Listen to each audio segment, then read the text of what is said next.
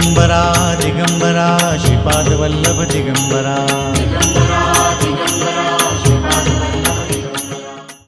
चिंतन श्री गुरुदेव दत्त. श्री अनंतकोटी ब्रह्मांड नायक राजाधिराज उगिराज श्री गुरु नरसिंह सरस्वती स्वामी महाराज यांची आज्ञा. भक्ती ही दोनच अक्षराचा शब्द बनलेला आहे. जेवढा सोपा वाटतो तेवढा परमात्मा प्राप्त करण्यापर्यंत जर मजल मारायचे असतील तो किती गंभीर आणि किती अवघड आहे, किती टप्पे आहेत त्यामध्ये, हे जर विश्लेषण स्वतः भगवंताने केलं आहे. ज्ञानी भक्त जो असेल त्याने मात्र ह्या गोष्टीवर जर लक्ष देऊन केला अभ्यास तर मात्र आपण गांभीर्यानं परमात्म्याकडे आपण जाऊ शकतो. परमात्मा प्राप्त करायचा म्हणजे नुसतं कसंही बसलो नामस्मरण केलं माझी भक्ती झाली, एक नुसता एक भाग झाला. पण परमेश्वर प्राप्ती आणि भगवंताचं परमात्मा मिळवणं ह्या गोष्टी आणि त्याच्यावर विजय मिळवणं, परमात्म्याचं दर्शन होणं, ह्यासाठी काय काय ज्या गोष्टी लागते त्या कशा कशा पद्धतीत त्या हाताळायच्या हे स्वतः भगवंताने सांगितलेलं आहे. हे आज्ञेतनं ऐका. आज्ञा गुरुवार दिनांक 6/7/2013, वेळ सायंकाळी 6:13.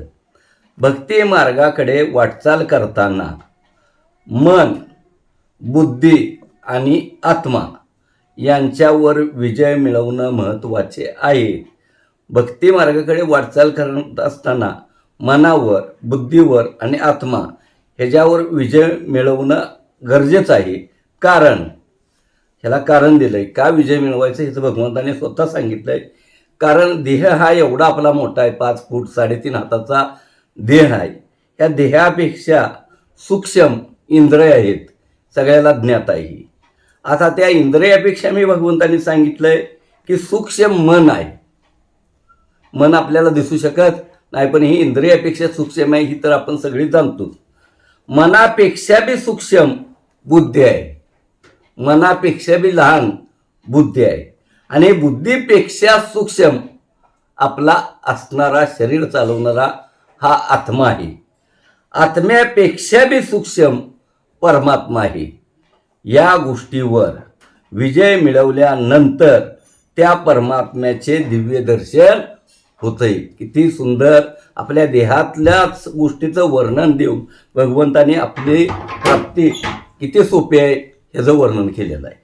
अवधूत चिंतन श्री गुरुदेव दत्त. अनंतकोटी ब्रह्मांड नायक राजाधिराज उगिराज श्री गुरु नरसिंह सरस्वती स्वामी महाराज यांची आज्ञा. गुरुवार दिनांक 1/8/2013, वेळ सायंकाळी 6:07. आता ही वैयक्तिक आज्ञा आलेली आहे भगवंताची. याचा आपण गांभीर्यानं जरा इथं येणाऱ्या भक्तांनी किंवा आपण जो खरोखर अध्यात्मात आहे त्याने जर ह्या आज्ञेचा लाभ घेऊन आपल्या गावाचं सुद्धा कल्याण आपण अध्यात्म पुचवून भगवंताचं करू शकता. ह्यासाठी आज्ञा वाचन करायच्या अगोदर मी तुम्हाला थोडा संदर्भ सांगतो. का तर ह्या ठिकाणी स्वतः भगवंतानी मोराळ छत्री आता तुम्ही बघतायच की प्रत्यक्ष कार्य भगवंत करतच असतील. पण इथं येणारी ज्यांचं भोग संपले तेच येतात लोक. पण ज्याचं भोग संपलं नाहीत अशा लोकांना सुद्धा मार्ग मिळावा म्हणून भगवंताने आम्हाला तो अनेक ठिकाणी पवित्र ठिकाणी ही जे आहे ती कार्य कर आणि लोकांना सुलभ मार्ग दाखव अशी भगवंताने स्वतः आज्ञा दिलेली होती.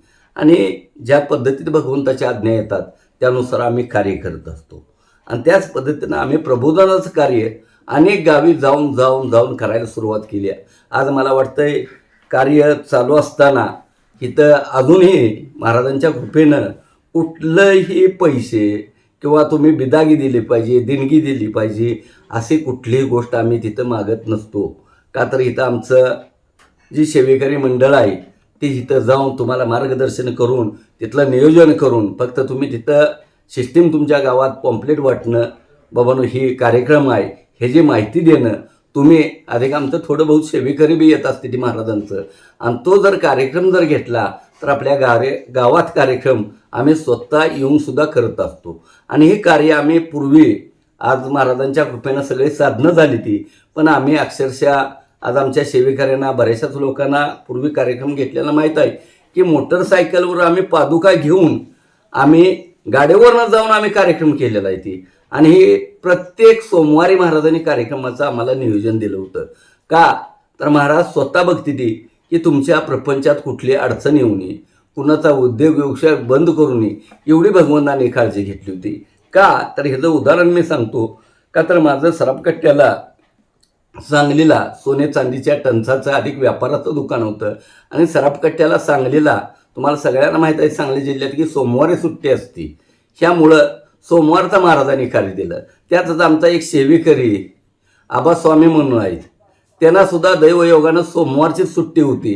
त्यामुळं तो एक नियोजनाला एक आपला कार्यकर्ता म्हणून महाराजांनी त्यांना सुद्धा सेवेला एक त्यांना बी प्रपंचातनं सूट मिळून त्यांच्या बी हातनं कार्य घडावं म्हणून त्यांना एक सेवेची संधी भगवंताने दिलेली होती. त्यामुळं आम्ही अगोदर आबा जाऊन आम्ही तिथनं गाडीवरनं जाऊन तिथं प्रबोधन करून येत होतो. आणि हे प्रबोधन आज तुम्ही बघतायच, बाहेरच्या गावांना बी प्रबोधन होत असतं. आमचं जे मोराळात आहे त्याच गोष्टी भगवंत त्या ठिकाणी दाखवत असतात.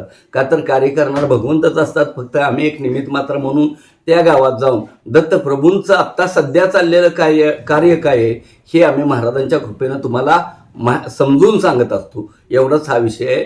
हा कार्यक्रम जर घ्यायचा असेल तर तुमच्या अनेक गावातली अनेक संकटात असणारी लोक सुधरू शकते ती, आणि त्याचा लाभ असंख्य कुटुंबांना घेऊ शकताय. ही जर कार्यक्रम घेतला तर तुम्हाला सुद्धा दत्तप्रभूंचे प्रत्यक्ष आशीर्वाद नवं पुण्याही गावाचे लाभल. का तर तुम्हाला सुद्धा गाव समजेल की हा बाबा चांगल्या मार्गात व्यक्ती आहे. भलं तुम्ही गरीब असा, पण गरीब असला तरी हा मार्गात आहे. एवढी जर आपल्याला एक आशीर्वाद जरी मिळला किंवा गावाला ज्ञात झालं तरी सुद्धा आपलं कल्याण होत असतं. ह्या गोष्टीचा बी आपण विचार करा. आणि हे कार्य तुम्हाला आनंदाचं आहेच, आम्हाला तर आनंद आहे की भगवंताने कार्य दिलंय म्हणून आम्ही करतोच, पण भगवंतांना सुद्धा ह्या कार्यानं आनंद झालेला आहे ही ह्या ज्ञेतनं तुम्ही समजून घ्या. आणि जर तुम्ही कार्यक्रम घेतला तरी सुद्धा तो भगवंताला आनंद होईल का नाही ह्याचा सुद्धा आपण अभ्यास करायला हरकत नाही. तर आज्ञा वाचून जाऊ तुम्ही माऊली, लक्ष देऊन ऐका. सगळ्या गावातल्या सेवेकरी किंवा जो भक्त असेल त्यांनी मात्र ही कर्तव्य म्हणून हा कार्यक्रम घ्यायचं नियोजन माऊली करा. का तर आम्ही यायला तिथं तयार आहे. जे तुम्हाला तारीख दिली असेल जाईल, ज्या टायमाला जी टायमिंग दिलं जाईल त्याच्या आम्ही तुमच्या तिथं एक अर्धा ते 1 तास अगोदर येऊन तिथं उपस्थित राहत असतो. पूर्ण कार्यक्रम झाल्यानंतर येत असतो. आम्हाला जेवण नसलं तरी चालतंय, फक्त पाणी तेवढं तुमच्या इथलं नसलं तरी सुद्धा चालतंय, आम्ही पाणी सुद्धा घेऊन यायची आमची तयारी आहे. आज्ञा ऐका. श्री गुरुवार दिनांक 1/8/2013, वेळ सायंकाळी 6:07. वैयक्तिक आज्ञा ही भालचंद्र पाटील म्हणजे आमचं. हे जे कार्य करतोस त्याबद्दल आम्हास आनंद आहे. ही भगवंताचा शब्द आहे. हे लाखोंवर ही किंमतच करू शकत नाही. हे आम्हाला बक्षीस मोठं असतंय. जग काय म्हणतंय, जग काय नावं ठेवतंय हे मी कधी बघत नाही. ह्या आज्ञेला अनन्यसाधारण आमचं महत्त्व असतंय. हे जे कार्य करतोस त्याबद्दल आम्हास आनंद आहे. दिलेल्या आज्ञाचा अभ्यास कर, त्यातील हेतू तू जाणशील व त्यातून मार्गदर्शनही मिळेल. कारण पुढील प्राप्तीसाठी हे महत्त्वाचे आहे. का तर आम्ही जर ही कार्य करत गेलो तर पुढच्या ज्या काय मोराळ क्षेत्रासाठी जे काही गोष्टी महत्त्वाच्या आहेत त्या प्राप्तीसाठी त्या सुद्धा आम्हाला ह्या सेवा म्हणून किंवा कार्य केल्यानंतर त्या मिळू शकते त्या, असं भगवंताने सांगितलंय. आणि त्यानंतर सांगितलंय की योग्य वेळ आल्यानंतर मी आज्ञा देत राहीन, त्याचे आचरण कर. आणि म्हणून या मोराळ क्षेत्रात भगवंताच्या आज्ञेचं माऊली आचरण होतंय. आणि तुम्ही सुद्धा आचरण करून आपलं कल्याण करून घ्यावं हीच विनंती. ज्या भक्तांना त्यांच्या गावी जसा श्री क्षेत्र मोराळे येथे प्रत्येक गुरुवारी प्रबोधनचा कार्यक्रम होतो त्याच पद्धतीने तुमच्या गावी तुम्ही स्वतः प्रबोधन कार्यक्रम घेऊ शकता. तुमच्या भागातील लोकांना दत्तभक्तीचा मार्ग दाखवू शकता. दत्त महाराजांचा कृपा आशीर्वाद प्राप्त करू शकता. प्रबोधन कार्यक्रम घेण्यासाठी स्क्रीनवर 2 नंबर दिलेले आहेत. त्या नंबराशी संपर्क साधावा. श्री गुरुदेव दत्त.